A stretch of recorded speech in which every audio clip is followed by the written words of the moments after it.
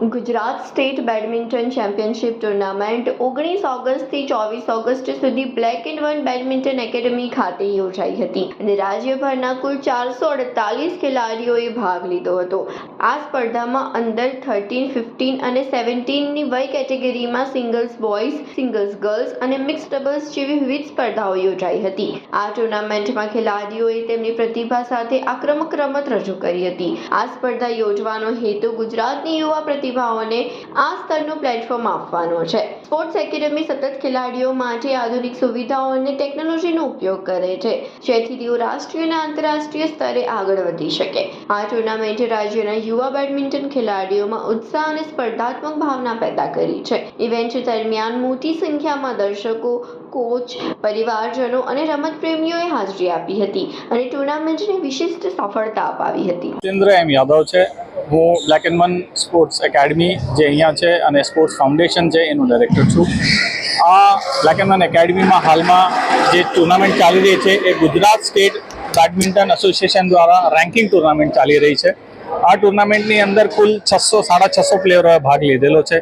આમાં 450 individual entries છે, જેમાં કુલ છોકરા અને છોકરીઓએ ભાગ લીધો છે। આમાં સિંગલ્સ, ડબલ્સ અને મિક્સ ડબલ્સ કેટેગરી ઇવેન્ટ્સ થવાની છે અને આમાં કુલ એજ કેટેગરી છે અંડર 13, અંડર 15 અને અંડર 17। આ પ્રકારે આ ટુર્નામેન્ટ તારીખ 19થી સ્ટાર્ટ થઈ હતી અને આજે તારીખ 24મીએ અને આજે ફાઇનલ મેચેસ ચાલી રહ્યા છે અને અત્યારે થોડીક વારમાં આ મેચેસ પૂરા થશે।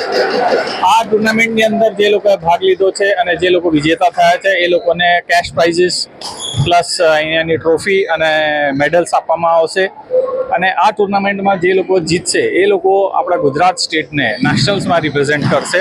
એ ગુજરાત બેડમિન્ટન એસોસિએશન દ્વારા સિલેક્શન કરવામાં આવ્યું છે। મારું નામ જીશાન માધુ છે। હું અમદાવાદથી છું।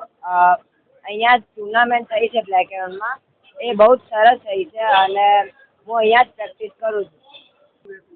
એટલે સવારે અમારે સ્કૂલ હોય અને બપોરે અમારે અહીંયા સાંજે 5થી 9 અહીંયા રમવાનું હોય અને અહીંયા સર બહુ સારી રીતના ધ્યાન રાખે, અમારે ફિટનેસ હોય અને બહુ સારી રીતના સર અમને કરાવે અને શીખવાડે।